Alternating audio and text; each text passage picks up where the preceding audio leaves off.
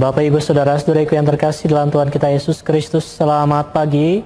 Selamat berjumpa kembali dalam permenungan kita pada pagi hari ini, hari Selasa, tanggal 15 September 2020, yang adalah peringatan wajib Santa Perawan Maria berduka cita.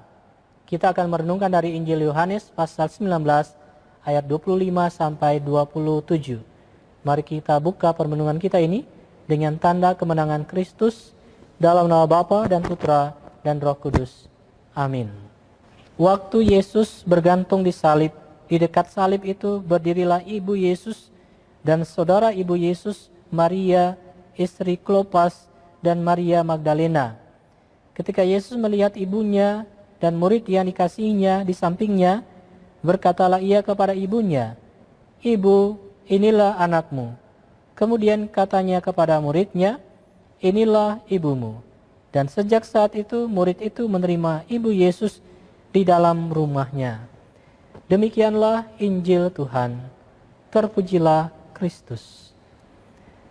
Bapak, Ibu, Saudara-saudariku yang terkasih dalam Tuhan kita Yesus Kristus, Maria adalah teladan untuk kita bagaimana beriman kepada Allah, yaitu setia dan taat pada kehendak Allah. Itulah yang dilakukan Maria dengan fiatnya, dengan mengatakan, "Terjadilah kepadaku menurut perkataanmu," mengungkapkan ketaatannya kepada Allah untuk melakukan kehendak Allah di dalam kehidupannya. Dan Maria mengungkapkan itu di dalam mengikuti Yesus Kristus putranya sampai pada kematian Yesus, di mana ia berlutut di kaki salib Yesus putranya.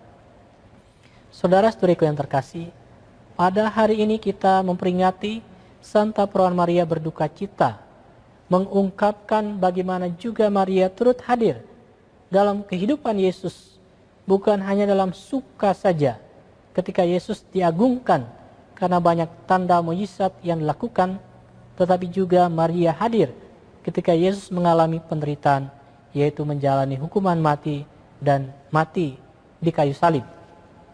Kisah Injil hari ini memaparkan kepada kita satu drama kehidupan. Dari atas salib, Yesus menyerahkan ibunya ke dalam tanggung jawab Yohanes dan meminta ibunya untuk melihat Yohanes sebagai anaknya sendiri.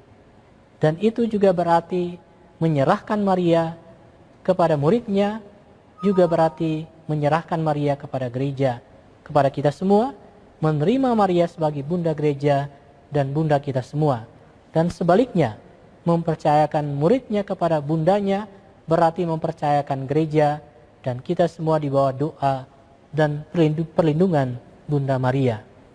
Saudara-saudari yang terkasih, dari Maria kita selalu belajar untuk setia kepada Tuhan. Setia apapun situasi hidup kita, karena kehadiran kita dapat meringankan beban hidup sesama. Walaupun seperti Maria kita cuma berdiri di bawah kaki salib. Seperti Maria kita dapat menjadi jembatan rahmat bagi sesama. Seperti Maria kita mesti menjadi orang-orang yang tahu bersyukur dan melihat kebaikan Tuhan dalam seluruh sejarah hidup kita. Kita adalah hamba Allah yang siap melakukan apa yang dikehendaki Allah. Marilah kita datang kepada Bunda Maria, bukan hanya ketika kita mengalami kesulitan hidup, tetapi dalam situasi apapun kehidupan kita untuk datang kepada Bunda Maria. Tuhan memberkati kita sekalian. Amin.